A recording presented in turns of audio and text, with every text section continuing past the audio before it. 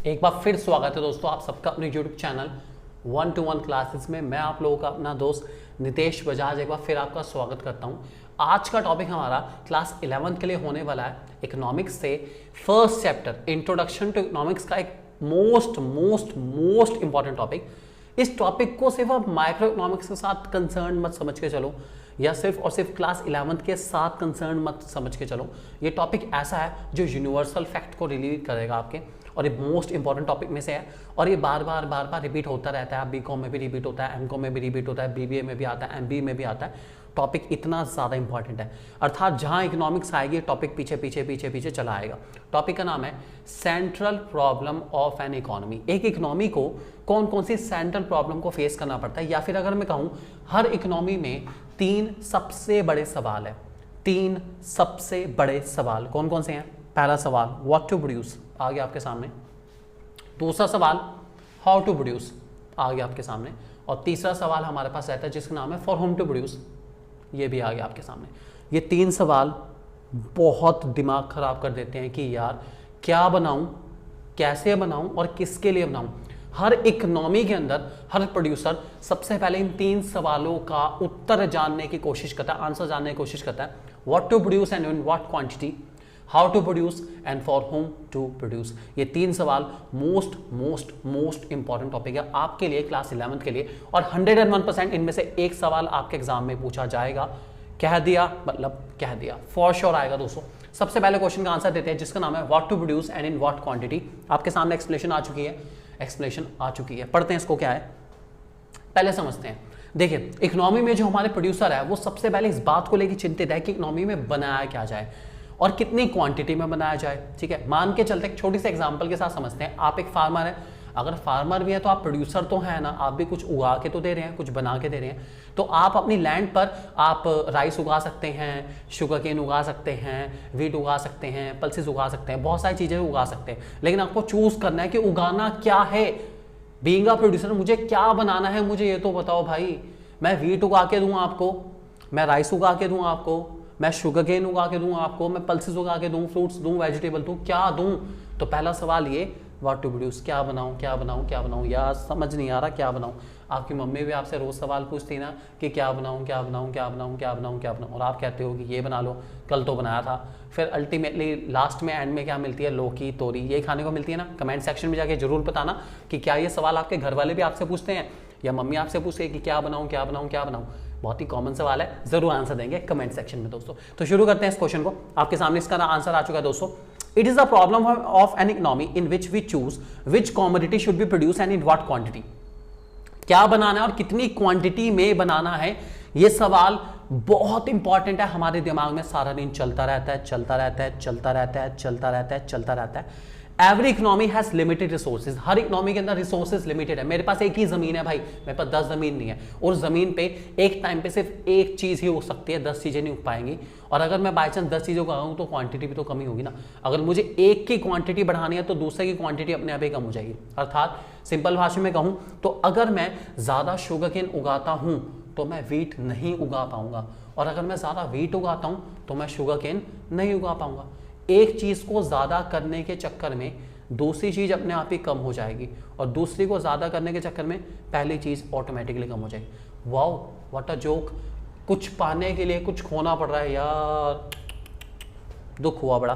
तो एग्जाम्पल में ये लिखा गया है economy cannot have more wheat and more sugarcane at the same time. If more wheat is needed, then some resources have to be sacrificed from the sugarcane and vice versa. Sometimes economy also make choices between necessity goods and luxury goods.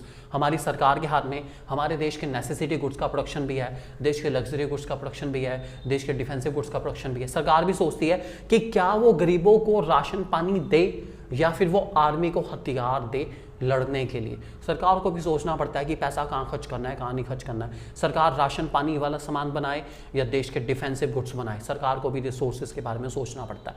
तो what to produce, यही problem है कि भाई मैं किस time पर क्या बनाऊं और क्या ना बनाऊं, और बनाऊं तो कितनी क्वांटिटी में बनाऊं। इसी का नाम है दोस्तों व्हाट टू प्रोड्यूस। ध्यान रख के चलना, आपने बोलना बिल्कुल भी नहीं है, बहुत इंपॉर्टेंट क्वेश्चन है, आता रहता है पेपर में दोस्तों। इसका गाइडिंग प्रिंसिपल का मतलब सॉल्यूशन, कि भैया प्रॉब्लम तो बता दी, जरा सॉल्यूशन भी बता दो तो मजा आ जाएगा। इसका सॉल्यूशन कहता है अपने रिसोर्सेज को इस तरीके से एलोकेट करो कि उनकी मैक्सिमम एग्रीगेट यूटिलिटी इकोनॉमी को मिल पाए। हे भगवान, इतने सारे टिपिकल वर्ड यार, दिमाग ही खराब हो जाएगा, इसको याद करना बड़ा मुश्किल है। कुछ नहीं है भाई, सिंपल सी बात है, आप वो चीज उगाओ जिससे लोगों को मैक्सिमम यूटिलिटी या मैक्सिमम सेटिस्फैक्शन मिले। अर्थात अलग अलग जगह पर और अलग अलग सिचुएशन के हिसाब से आपको अलग अलग चीज बनानी और उगानी चाहिए, यही इकोनॉमी कहती है। अर्थात एग्जांपल लेके चलते हैं, अगर आप नॉर्थ में रहते हैं, हमारे वाला जो एरिया नॉर्थ रीजन में रहते हैं, तो यहाँ पर दोस्तों हमारे इस रीजन में चपाती काफ़ी ज़्यादा चलती है, तो हमारे यहाँ पर वीट की वैल्यू बहुत ज़्यादा है, मतलब वीट को इंपॉर्टेंस ज़्यादा दी जाती है, फार्मर वीट उगाना पसंद करता है। अगर हम यही साउथ रीजन में जाएं या ईस्ट रीजन में जाएं तो वहाँ पे मेन फूड आइटम में राइस सर्व करे जाते हैं, तो वहाँ के फार्मर राइस को ज़्यादा उगाना पसंद करेंगे, तो वहाँ पे लोगों को राइस से सेटिस्फेक्शन ज़्यादा मिलता है, तो इसलिए वहाँ पे राइस उगाया जाएगा। हमारे यहाँ वीट से ज़्यादा मिलता है तो हमारे यहाँ वीट उगाया जाएगा। नाराज किसी को नहीं करना यार, सब अपने ही तो हैं, पूरब से लेके पश्चिम तक भारत एक है, हम सब एक ही तो हैं, तो सबको सेटिस्फैक्शन देंगे और बेस्ट से बेस्ट मैनर में सेटिस्फैक्शन देंगे। दोस्तों ये था हमारा सबसे पहला सवाल जिसका नाम है व्हाट टू प्रोड्यूस। उम्मीद करता हूं आपको बहुत अच्छे से क्लियर हो गया होगा, बहुत अच्छे एग्जांपल के साथ। दूसरा सवाल दोस्तों मेरे सामने आ चुका है जिसका नाम है हाउ टू प्रोड्यूस। यार आपने ये तो बता दिया कि क्या बनाना है, थैंक यू वेरी मच, अब ये भी बता दो बनाऊं कैसे। अब बनाऊं कैसे का मतलब क्या हुआ, पढ़ते हैं जरा इस पॉइंट को समझते हैं, ठीक है, देखते हैं क्या लिखा गया इस पॉइंट के अंदर। It is an economic problem of choosing the technique of production for producing goods and services. A good can be produced by using different techniques of production. Technique means a particular combination of input. Usually we have two types of technique. Okay, technique का मतलब है आप कौन से combination of input को choose करते हो। आप वो combination चूज करोगे जिसमें लेबर का इस्तेमाल ज्यादा होता है और कैपिटल मतलब मशीनों का कम होता है, या फिर आप वो वाला कॉम्बिनेशन चूज करोगे जिसमें मशीनों का इस्तेमाल ज्यादा होता है, लेबर का कम होता है। कैसे बनाऊं, मतलब मैं लेबर इंटेंसिव टेक्निक यूज करूं या मैं कैपिटल इंटेंसिव टेक्निक यूज करूं। Labour intensive, capital intensive, labour capital, labour capital, labour capital, भाई मैं किससे सामान बनाऊं यार, ये तो भाई बड़ा दुविधा में आ गया यार, समझ नहीं आ रहा लेबर का इस्तेमाल ज्यादा करूं या कैपिटल का इस्तेमाल ज्यादा करूं। That's a very confusing question for me. तो लिखा गया है दोस्तों इसके अंदर, कोई भी चीज उगाने के लिए, कोई भी चीज बनाने के लिए आप चाहें तो लेबर इंटेंसिव टेक्निक यूज कर सकते हैं, चाहे तो कैपिटल इंटेंसिव टेक्निक यूज कर सकते हैं, कोई दिक्कत वाली बात नहीं है, आपकी मर्जी है, जैसा उगाना चाहो उगा सकते हो, ठीक है। लेकिन इसका गाइडिंग प्रिंसिपल कहता है आपको वो वाली टेक्निक अडॉप्ट करनी चाहिए जिसमें आपका पर यूनिट कॉस्ट कम से कम हो, अर्थात जिससे आपकी कॉस्ट ऑफ प्रोडक्शन डिक्लाइन हो, आपको वो वाली टेक्निक अडॉप्ट करनी चाहिए। अगर आपको लगता है लेबर का इस्तेमाल करके आपकी कॉस्ट कम आएगी then go for labour intensive. अगर आपको लगता है कि कैपिटल का इस्तेमाल करके आपकी कॉस्ट ऑफ प्रोडक्शन कम आएगी तो go for capital intensive technique, कोई प्रॉब्लम वाली बात नहीं है, ठीक है। ये आप ध्यान रख के चलेंगे दोस्तों।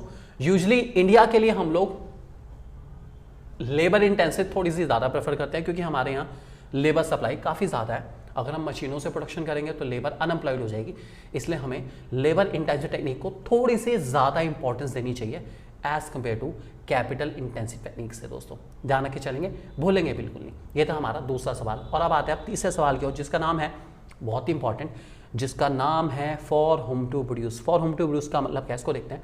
सबसे ज़्यादा पेपर में जब भी पेपर का लेवल थोड़ा सा टफ की ओर जाएगा, ये फॉर होम टू प्रोड्यूस अपने आप समझ जाना आ ही जाएगा। क्या है for whom to produce? For whom to produce में मैं सोचता हूँ कि जो मैं सामान बना रहा हूँ, जो भी सामान बना रहा हूँ, जिस भी टेक्निक से सामान बना रहा हूँ, मैं बना किसके लिए रहा हूँ, मैं रिच के लिए बना रहा हूँ या पुअर के लिए बना रहा हूँ। मेरा सामान ज्यादा रिच लेगा कम पुअर लेगा, या ज्यादा पुअर लेगा कम रिच लेगा, भाई समझ नहीं आ रहा, रिच के लिए बनाऊं या पुअर के लिए बनाऊं। सर्व रिच और सर्व पुअर, क्वाइट कंफ्यूज्ड, समझ नहीं आ रहा। पढ़ते हैं पॉइंट क्या लिखा गया। The problem is concern with the distribution of goods and services produce in economy. जो इकोनॉमी के अंदर आपने गुड्स एंड सर्विस बनाए हैं वो कैसे बटेगी, वो गरीबों में ज्यादा जाएगी, अमीरों में कम जाएगी, या अमीरों में ज्यादा जाएगी, गरीबों में कम जाएगी, समझ नहीं आ रहा। आगे लिखा गया, in other words the problem is associated और refers to a situation of category of people who will ultimately consume the goods. कौन सी कैटेगरी ऑफ पीपल होगी जो गुड्स को कंज्यूम करेंगे? वो रिच कैटेगरी के लोग होंगे या फिर वो होने वाले हैं पुअर कैटेगरी के लिए। रिच या पुअर, रिच या पुअर, सवाल काफी इंपॉर्टेंट है। मैं रिच को सर्व करूं या मैं पुअर को सर्व करूं, काफी इंपॉर्टेंट सवाल। आगे लिखा गया, it uses to check whether the goods should be produce more for the rich and less for the poor, और more for the poor less for the rich. वही मैंने आपको समझाया, ज्यादा अमीरों के लिए कम गरीबों के लिए या ज्यादा गरीबों के लिए, कम अमीरों के लिए? सोचना पड़ेगा किसके लिए मैं गुड्स बना रहा हूं। आगे लिखा है the capacity of people to buy the good depends on their level of income among the factors of production like land, labour, capital, enterprise. अमीर और गरीब इंसान कैसे हुआ? इनकी अर्निंग के बेस पर। अर्निंग कहां से आई? अर्निंग आई है फैक्टर्स ऑफ प्रोडक्शन से। किसी ने लैंड से कमाया, किसी ने लेबर का काम करके कमाया, किसी ने पैसे से पैसा कमाया, कैपिटल से कमाया, और किसी ने एंटरप्रेन्योर बन के कमाया, जिसको हम प्रॉफिट कहते हैं। सबने कमाया तो है, तो ये सबके सब मेरे लिए बहुत ज्यादा जरूरी है भाई। ना तो मैं लेबर क्लास को छोड़ सकता हूं, ना मैं लैंड ओनर्स को छोड़ सकता हूं, ना मेरे फाइनेंशियल एडवाइजर्स, कैपिटल प्रोवाइडर्स को छोड़ सकता हूं, और ना ही मेरे एंटरप्रेन्योर भाइयों को छोड़ सकता हूं। मैं किसी को नहीं छोड़ सकता, मुझे सबके लिए बनाना है। मैं सबके लिए बनाते आया था, सबके लिए बना रहा हूं, सबके लिए बनाऊंगा। मैं किसी को नहीं छोड़ सकता, क्योंकि इनमें से एक के भी गायब होने पर मेरा प्रोडक्शन नहीं हो सकता, नहीं हो सकता, नहीं हो सकता। सबके साथ मेरे लिए बराबर है, और मैं सबके लिए बेस्ट से बेस्ट दूंगा, बेस्ट से बेस्ट बनाऊंगा, और इनकी जरूरतों को बेस्ट लेवल तक सेटिस्फाई करने की पूरी पूरी कोशिश करूंगा, क्योंकि ये सब लोग मेरे लिए इक्वल इंपॉर्टेंस रखते हैं, और ये मेरे लिए बहुत ज्यादा जरूरी है। इनमें से कोई भी ऐसा नहीं है जो मेरे लिए इंपॉर्टेंट ना हो। दोस्तों ध्यान रख के चलेंगे। लिखा गया here the guiding principle is to ensure that the urgent wants of each productive factor should be fulfilled to the maximum level। Her productive factor, चाहे वो लैंड हो, चाहे वो लेबर हो, चाहे वो कैपिटल, चाहे वो एंटरप्रेन्योर हो, सबकी नीड्स को, सबकी वांट्स को मुझे मैक्सिमम लेवल तक फुलफिल करना पड़ेगा, करना पड़ेगा, करना पड़ेगा, क्योंकि सबके सब बहुत इंपॉर्टेंट है मेरे लिए। मैं किसी को भी ना नहीं बोल सकता, नहीं बोल सकता और नहीं बोल सकता। दोस्तों ध्यान रखे चलेंगे। ये था हमारा एक most important topic class 11th economics का। दोस्तों अगर आपको वीडियो अच्छी लगी हो, वीडियो अच्छी लगेगी, फॉर श्योर अच्छी लगेगी, तो प्लीज चैनल को सब्सक्राइब करिए, वीडियो को लाइक करिए और शेयर करना बिल्कुल मत भूलेगा, वीडियो को अभी और चैनल को भी। दोस्तों थैंक यू वेरी मच, हमारे साथ बने रहिए। हमारी नेक्स्ट वीडियो होने वाली है दोस्तों इस टॉपिक पे।